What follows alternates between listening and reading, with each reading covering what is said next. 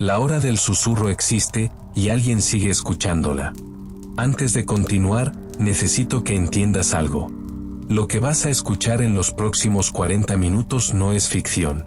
No es un experimento de laboratorio ni una película de terror. Son testimonios. Confessions de personas que vivieron algo que no pueden olvidar y que, en muchos casos, tampoco pueden explicar. Este contenido contiene descripciones de experiencias perturbadoras, alteraciones del sueño y fenómenos que han dejado marca psicológica en quienes los vivieron. Si sufres de paranoia, insomnio o eres especialmente sensible a sugestiones, quizás sea mejor que lo dejes por ahora. Pero si eres de los que necesitas saber qué hay en la oscuridad, entonces sigue. Mi nombre es irrelevante. He pasado los últimos 8 años recopilando testimonios de personas que experimentaron algo a una hora muy específica, las 3:33 de la madrugada. Una hora que muchos llaman la hora del susurro. Una hora donde, según los relatos, algo que no tiene nombre vuelve a buscar. Lo interesante no es que te lo cuente yo. Es que, después de escuchar esto, nunca volverás a mirar tu reloj de la misma manera cuando te despiertes a las 3:30 de la noche. Porque estadísticamente, después de escuchar estos testimonios, aumenta la probabilidad de que lo hagas. Una vida normal hasta el momento en que no lo fue. Voy a empezar con el testimonio de David. David Moreno, 32 años, profesor de biología en un instituto público de Valladolid. Casado, 2 hijos, hipoteca pendiente. Nada excepcional en su biografía. Nada que sugiriera que, en el plazo de 3 meses, terminaría durmiendo con todas las luces encendidas. David creció en un pueblo pequeño llamado Peñafiel, aunque hace 10 años se trasladó a la capital por trabajo. Su infancia fue la típica de un niño de los 90, colegio, amigos, televisión por cable, fútbol los domingos. Sus padres siempre fueron gente práctica, racional. Su padre era ingeniero, su madre, enfermera. En su casa no había espacio para fantasmas ni supersticiones. Por eso lo que sucedió le resultó tan incomprensible. David describe sus noches antes del suceso como completamente normales.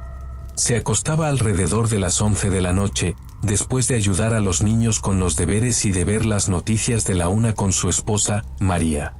La casa donde vivían era un chalet moderno en las afueras de Valladolid, construido en 2005. Nada de lo que suelen asociarse con casas con historia. Ni sótanos antiguos. Ni dueños fallecidos. Ni leyendas locales. Él dormía bien. 7 u 8 horas sin interrupciones. Se despertaba con el reloj a las 6:30 para llegar al instituto. Su rutina era exacta, predecible, tranquilizadora. En ese momento de mi vida, recuerda David en su testimonio, yo creía que los problemas reales eran los que salían en el periódico. Facturas. Hipotecas. La salud de mis padres. No tenía espacio mental para nada más. Dormía sin soñar. O al menos, no recordaba los sueños. Eso cambió la noche del 19 de febrero de 2019. Pero para entender por qué, primero necesitas saber que, una semana antes, David había sido invitado a una cosa. Una reunión social que parecía completamente inocente. Y es aquí donde todo comienza a inclinarse. Lo que sucede cuando ignoras lo que no entiendes. El 14 de febrero, David recibió una llamada de su colega más antiguo del instituto. Se llamaba Roberto. Roberto llevaba 18 años dando clases en la misma institución, era respetado, tenía una familia ejemplar, y era, en teoría, completamente confiable.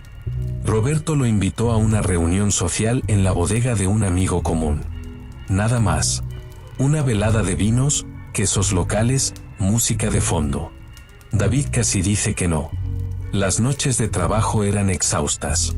Pero María le insistió en que saliese, que se relajase, que pasaba demasiado tiempo con los libros y los exámenes. La bodega estaba a las afueras de Valladolid, en una zona rural que David no conocía particularmente bien. Era una construcción antigua, probablemente del siglo XIX o principios del XX, rodeada de viñas. El lugar en sí era hermoso, velas por todas partes, decoración rústica, olor a roble y vino tinto. Había unas 30 personas. Profesores del instituto, principalmente. Pero también gente que no reconocía. Médicos. Abogados. Un contador. Personas con aspecto normal, vistiendo ropa de calidad, hablando con naturalidad. Fue extraño desde el primer momento, dice David, aunque no sabría decirte exactamente por qué. No fue un comportamiento grosero. No fue una atmósfera opresiva. Fue más bien una sensación. Cuando llegó, la conversación en la sala cambió de tono. No de manera dramática, pero sí notoria. Las personas que estaban junto a la entrada se giraron hacia él durante una fracción de segundo más larga de la normal. Roberto le pasó un vaso de vino y le dijo, con una sonrisa que David recuerda como demasiado ancha, «Qué bueno que hayas venido. Teníamos ganas de conocerte mejor».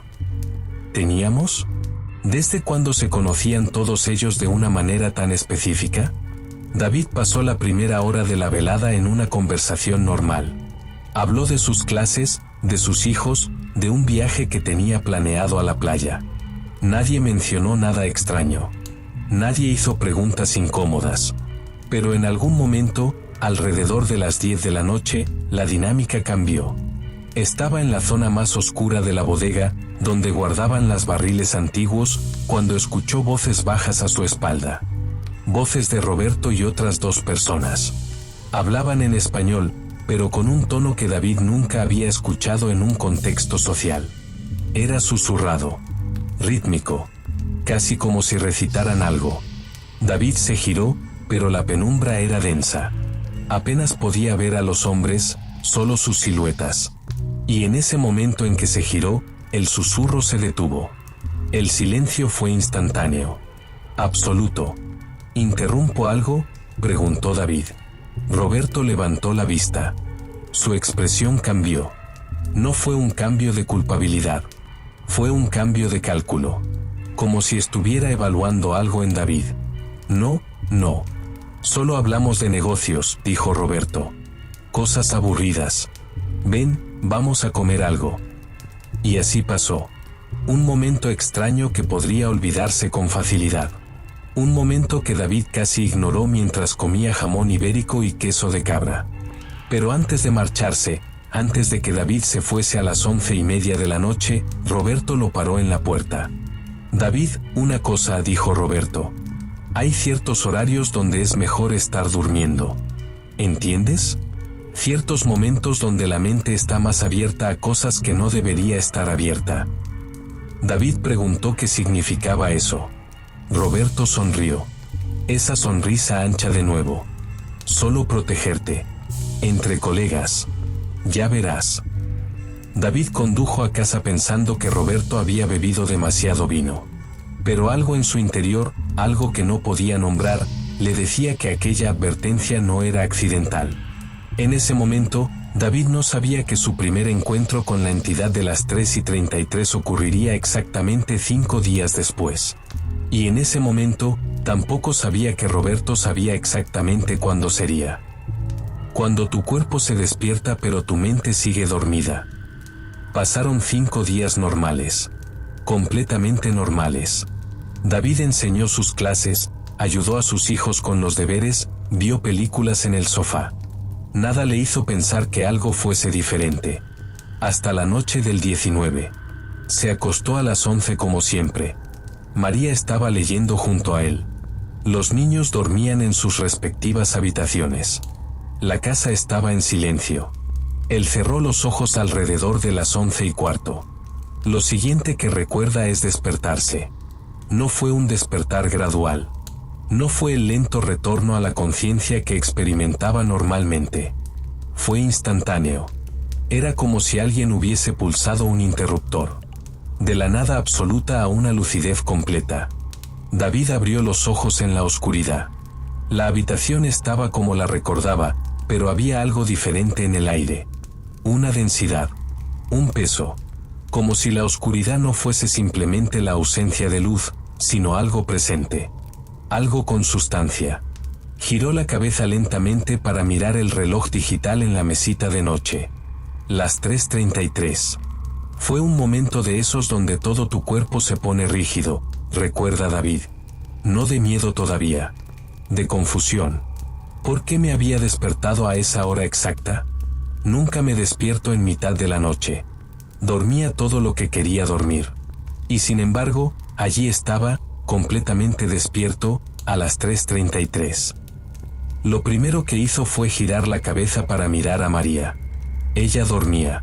Su respiración era tranquila, regular. Parecía ajena a lo que fuese que lo había despertado a él.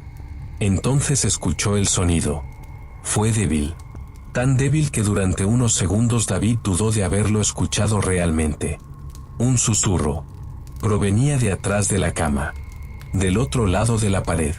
No era una voz clara. Era más como aire pasando a través de una grieta. Pero tenía ritmo. Tenía intención. David permaneció inmóvil durante lo que le parecieron horas, aunque probablemente fueron solo minutos. El susurro continuaba. No cambiaba. No crecía en volumen. Solo estaba allí. Una presencia sonora en la habitación de su casa. Pensé en despertar a María, dice David. Pero hay algo que ocurre cuando escuchas un sonido así. Algo en tu cerebro que te dice que si te mueves, si haces ruido, la cosa del otro lado de la pared sabrá que estás despierto. Y que eso es peligroso. Así que David permaneció despierto. Quieto. Escuchando. El susurro duró aproximadamente 10 minutos más. Luego, tan de repente como había comenzado, se detuvo. El silencio volvió. Un silencio normal, sin peso, sin densidad. Como si nada hubiese ocurrido. David miró el reloj nuevamente. Las 3:46. Se giró, cerró los ojos, e intentó dormir. Le llevó 2 horas lograrlo. Por la mañana, mientras se preparaba para ir al instituto, David decidió no contarle a María. Racionalizó que había sido un sueño. Una pesadilla lúcida. Su mente estaba demasiado activa últimamente. Estrés laboral. Hipoteca. Todo se acumulaba. Pero ese día, durante sus clases de biología, algo sucedió que destruyó completamente esa explicación racional. Roberto se le acercó durante el descanso. ¿Dormiste bien anoche?, preguntó Roberto, con ese tono casual que utilizan los profesores. Sí, bien, mintió David. ¿Por? Solo preguntaba, dijo Roberto. Porque María me llamó esta mañana. Dijo que dormiste mal. Que te movías mucho. Que murmuraste algo raro alrededor de las 3:30. David se quedó en silencio. No sabía qué decir. No hablaste de nada extraño, ¿verdad?, continuó Roberto. Nada sobre voces. Nada sobre la hora. ¿Verdad? ¿De qué hablas?, preguntó David. Roberto sonrió de nuevo. Y esta vez, David vio algo en esa sonrisa que no había visto antes. Un conocimiento. Una certeza. Roberto sabía exactamente lo que había pasado en la habitación de David la noche anterior. Y esa certeza le heló la sangre. Solo asegúrate de mantener todas las luces encendidas a partir de ahora, dijo Roberto. O al menos, mantén tu mente ocupada cuando te despiertes. Porque la entidad que te visitó anoche solo es peligrosa si le prestas atención. Si no la escuchas. Si no la invitas a que hable. Y entonces se fue. Dejó a David con esa frase clavada en el pecho. Esa noche, David no durmió. Se pasó las horas en vela, con todas las luces del dormitorio encendidas, leyendo un libro de física que no comprendía. María preguntó qué sucedía. Él inventó una excusa. El trabajo lo tenía estresado. La mañana siguiente fue el 20 de febrero. Y la noche siguiente fue la noche del 21. Una semana después del suceso inicial. David esperó. Con miedo. Con anticipación. Esperó hasta las 3:33. Y nuevamente, sin advertencia alguna, se despertó. Esta vez, el susurro estaba más cerca. Mucho más cerca. Parecía estar justo al otro lado de la puerta del dormitorio. David podía escuchar palabras ahora. No claramente. Pero casi. Sonaba como su nombre. David. Repetido una y otra vez. en un tono que no era amenazante. Era más bien inquisitivo, curioso, como si la entidad simplemente quisiera asegurarse de que él seguía allí, de que seguía escuchando. Y aquí viene la parte donde el horror comienza a ser real. Porque David hizo algo que, según su propio testimonio, fue lo más importante en este suceso. No se quedó en la cama. Salió de la cama. Se levantó. Caminó lentamente hacia la puerta. No sé por qué lo hice, dice David. Fue como si mi cuerpo actuara por su propia cuenta. Mis manos abrieron la puerta. Mis ojos miraron hacia el pasillo vacío. Mis oídos continuaban escuchando el susurro, pero ahora sonaba como si provenía de todas direcciones. De los muros, del techo, del suelo. Cuando David salió al pasillo, vio algo que cambió la naturaleza de toda la experiencia. Había una luz muy débil. Provenía del dormitorio de su hijo menor, Miguel. Una luz que no debería estar allí. Una luz que parecía tener color, aunque David no podía describir exactamente qué color era. Algo entre verde y gris. Algo que no existe realmente en la naturaleza. David caminó hacia la habitación de su hijo. Cuando abrí la puerta del dormitorio de Miguel, vi que estaba durmiendo. Completamente dormido. Pero la luz estaba dentro de su habitación. Estaba alrededor de su cama. Y la temperatura había bajado. Bajado muchísimo. Podía ver mi aliento. En ese momento, María gritó desde el dormitorio. David corrió de vuelta a su habitación. María estaba despierta, pálida, con los ojos abiertos. ¿Qué estaba haciendo Miguel en nuestro dormitorio?, preguntó María, asustada. David se giró. Efectivamente. Miguel estaba allí, de pie junto a la cama, con los ojos cerrados, completamente dormido. Tenía frío, susurró Miguel, con una voz que David describe como demasiado tranquila para un niño de 7 años. ¿Frío?, preguntó David. Sí. Allí dentro hace frío, dijo Miguel, señalando vagamente hacia el pasillo. Alguien me llamaba. Alguien que necesitaba que yo entendiese algo. David llevó a Miguel de vuelta a su cama. El niño se durmió instantáneamente. Cuando David regresó al dormitorio, eran las 3:49. El susurro había cesado. La atmósfera de la habitación había vuelto a la normalidad. Pero nada volvería a ser normal nuevamente. Durante los siguientes 3 meses, David experimentó una degradación progresiva de su salud mental y física. Comenzó a perder peso. Dejó de ir al colegio. Pasaba las noches en vela, intentando permanecer despierto, intentando evitar las 3:33. Pero cada noche, sin importar lo que hiciese, se despertaba a esa hora exacta.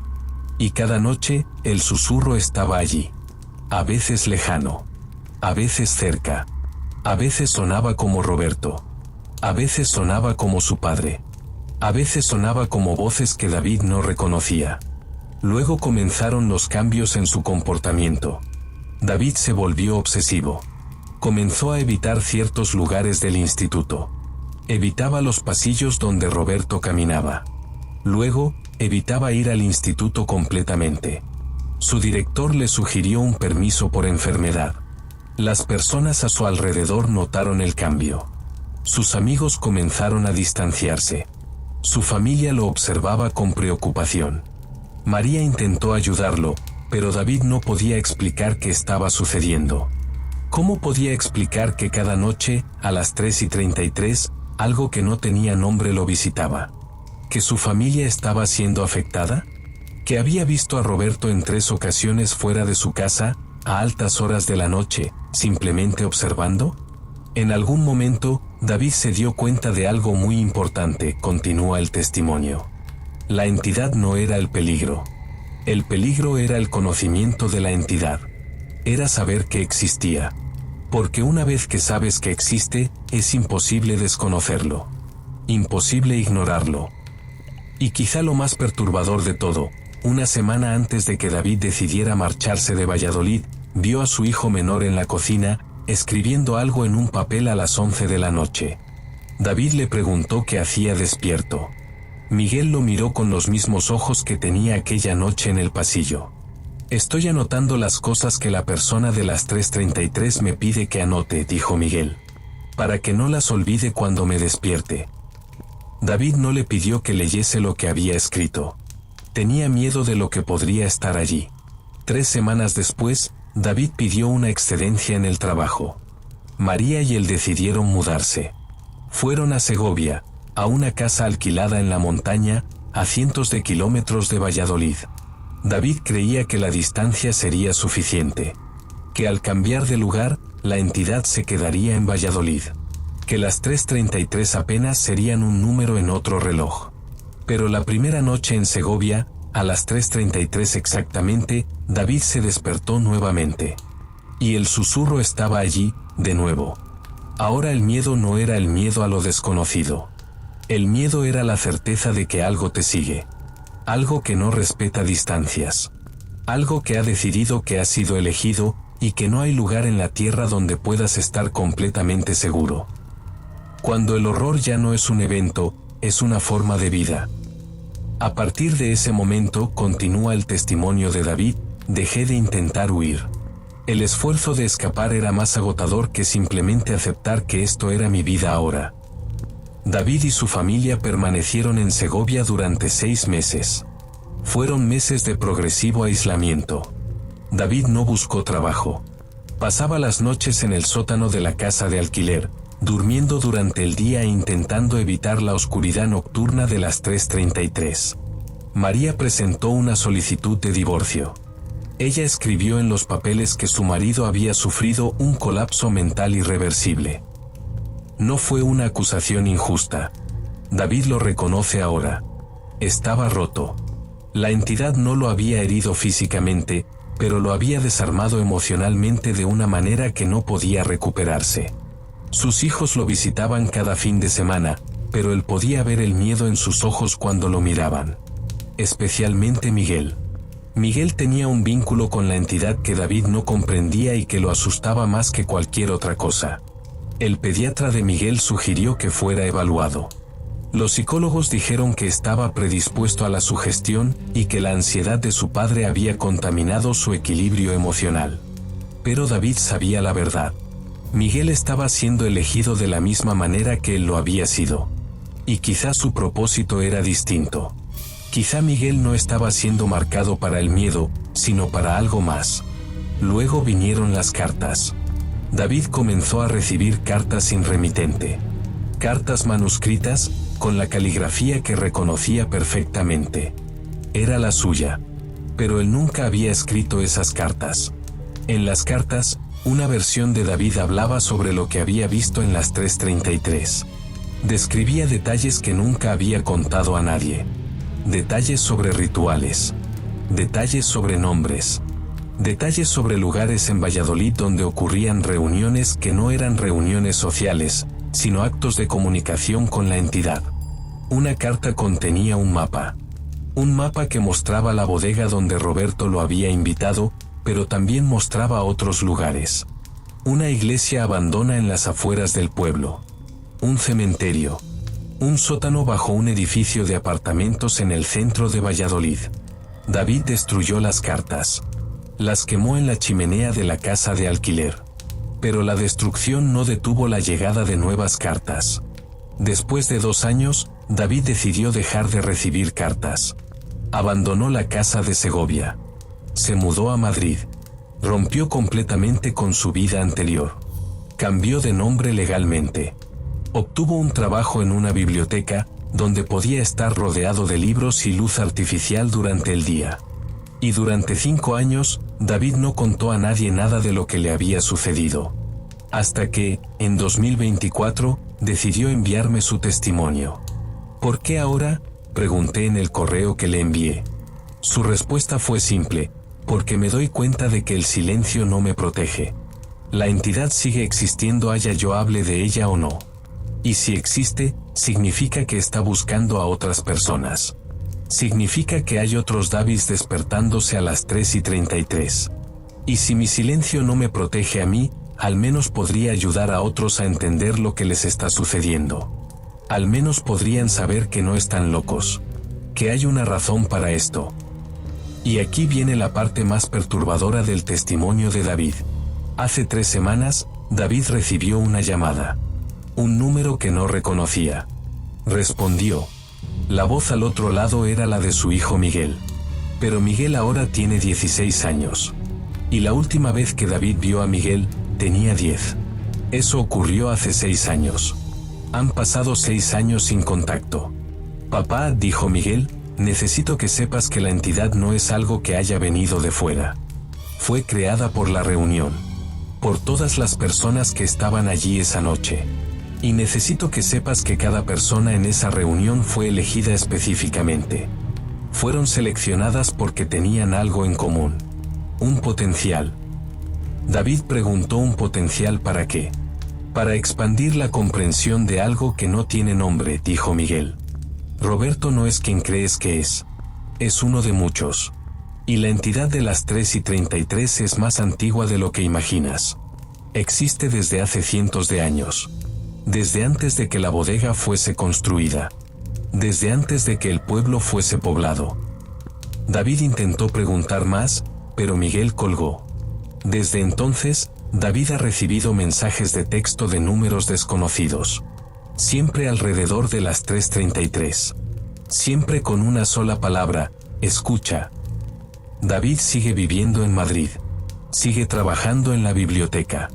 Sigue durmiendo con todas las luces encendidas. Sigue despertándose a las 3:33 cada noche. Y sigue escuchando el susurro. Pero hace poco tiempo, David mencionó algo en su testimonio actualizado que cambió la forma en que entiendo todo lo que me ha contado. Dijo: la entidad no me asusta más. Ya no. Lo que me asusta es que alguna parte de mí ha comenzado a entender lo que quiere decir. He comenzado a aprender el idioma del susurro. Y cuando finalmente pueda hablar ese idioma con fluidez, cuando pueda responder lo que la entidad me pregunta cada noche, sé que algo en mí habrá muerto. Y sé que algo completamente diferente habrá nacido en su lugar. Y en ese momento, supe que el verdadero horror de la entidad de las 3:33 no era el miedo que inspiraba. Era la transformación que prometía. La entidad sigue buscando, y ahora sabe tu nombre. El testimonio de David es uno de 17 que he recopilado en los últimos 8 años. 17 casos documentados de personas que se despertaron a las 3:33. 17 historias que comenzaron con una invitación casual a una reunión social. 17 vidas que fueron desviadas por completo. Pero lo que más me interesa de estos testimonios no son las similitudes. Lo que me interesa son las diferencias. Porque aunque David fue elegido por Roberto, otros fueron elegidos por diferentes personas. Otros en diferentes ciudades. Otros en diferentes años. Pero todos ellos, sin excepción, reportan lo mismo: un despertar a las 3:33, un susurro, una sensación de ser observado, y luego, gradualmente, un cambio en su comprensión de la realidad. Algunos de ellos, como David, logran escapar. O al menos, logran aprender a vivir con ello. Pero otros desaparecen. Sus nombres aparecen en artículos de periódicos sobre personas desaparecidas. Sus familias presentan denuncias a la policía. Y luego, nada. Silencio completo. Lo que me pregunto es, ¿desaparecieron realmente? ¿O simplemente dejaron de existir de la manera que existían antes? He intentado encontrar a Roberto. He intentado localizar la bodega. He consultado registros de propiedad, he hablado con residentes de Valladolid, he buscado cualquier rastro de la reunión que David describió. Y lo que he encontrado es que la bodega no existe. No existe en registros públicos. No existe en mapas. Las personas a las que pregunté no recordaban haber escuchado de ella. Pero lo que sí encontré fue un patrón. Un patrón de personas que, años antes de David, reportaron síntomas similares. Un patrón que se remonta a 1978. Un patrón que sugiere que esto no es nuevo. Que esto ha estado ocurriendo durante casi 50 años. Y lo más inquietante de todo es que el patrón se está acelerando. Hace 10 años, se reportaban aproximadamente 2 casos al año. Ahora, se reportan entre 5 y 8 al mes. Algo está cambiando. La entidad está volviéndose más activa. Está siendo invocada más frecuentemente. O quizá, simplemente, está buscando con mayor intensidad. Y si el patrón continúa, si la aceleración no se detiene, entonces en los próximos 5 años, la entidad de las 3:33 podría dejar de ser un fenómeno aislado para convertirse en algo que afecte a miles de personas. Espero estar equivocado. Espero que esto sea paranoia de mi parte. Espero que David me haya contado una historia extraordinaria, pero que al final, solo sea una historia. Pero hay algo que sé que es verdad. Algo que puedo afirmar sin ninguna duda. Después de que termines de escuchar esto, después de que hayas llegado a este punto del testimonio, tu mente estará especialmente receptiva a las 3:33. Tu cerebro reconocerá el patrón. Tu cuerpo aprenderá a responder a esa hora específica. Y la próxima vez que te despiertes a las 3:33, la próxima vez que escuches ese sonido que apenas puede ser descrito, sabrás exactamente qué es lo que estás escuchando. Sabrás que no estás solo. Y quizá, solo quizá, comenzarás a escuchar lo que la entidad intenta decirte. Porque esa es la verdadera maldición de conocer la existencia de la entidad de las 3:33. No es que te persiga. No es que te ataque. Es que, una vez que sabes que está allí, una vez que reconoces el susurro, tu mente comienza a abrirse a él. Comienza a aprender su lenguaje. Comienza a desarrollar una comprensión de lo que quiere. Y cuando esa comprensión sea completa, cuando finalmente entiendas lo que la entidad ha estado intentando comunicarte durante todas esas noches, solo habrá dos opciones ante ti. Unirte a ella. O desaparecer. Antes de que cierres este testimonio, antes de que apagues el dispositivo y regreses a tu vida normal, hay algo que necesito compartir contigo como narrador. No soy escéptico. Tampoco soy creyente. Soy alguien que ha pasado 8 años escuchando a personas contar sus historias, y sé reconocer la verdad cuando la escucho. No porque pueda probarla, sino porque la verdad tiene una textura particular. Una densidad que la ficción no puede replicar. Los testimonios que acabo de relatarte son reales. Los nombres han sido cambiados. Las ubicaciones han sido ligeramente alteradas para proteger a las personas involucradas. Pero los eventos, la secuencia, la progresión del horror, eso es exactamente como sucedió. Lo que no sé es si la entidad de las 3:33 existe físicamente. Si es un ser independiente con intención propia. O si es algo creado colectivamente. Una construcción psíquica formada por las mentes de personas que esperaban encontrar algo en la oscuridad, y que crearon exactamente eso. Lo que sí sé es que existe. Que es real en el sentido que importa. Que cambia la vida de las personas que la encuentran.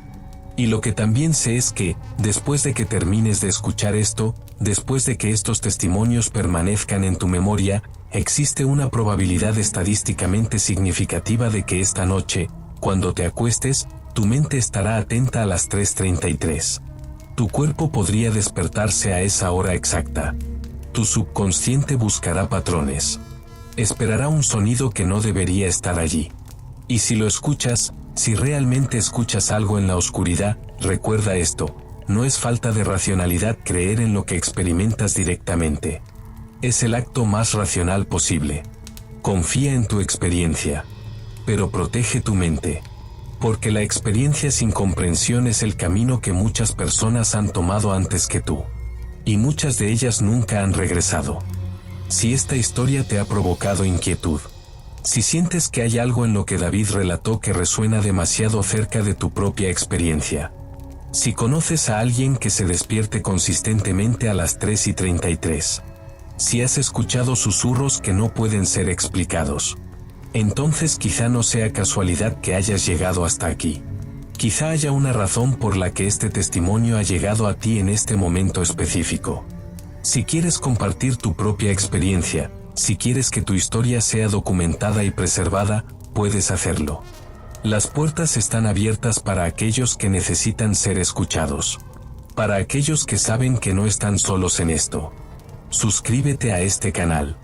Activa las notificaciones. Porque hay más historias. Muchas más historias. Y la próxima que comparta podría ser la tuya. O la de alguien que amas. Hay cosas que no quieren ser olvidadas. Hay presencias que esperan ser reconocidas. Hay voces que susurran desde la oscuridad, esperando pacientemente a que alguien finalmente las escuche. Y si después de esto, después de estos 40 minutos conmigo, decides que necesitas saber más, simplemente estate despierto a las 3:33. La entidad sabe que has escuchado. La entidad sabe tu nombre ahora. Y si no viene por ti, quizás sea porque ya está contigo. Ha estado contigo todo este tiempo. Solo esperando a que finalmente abras los ojos.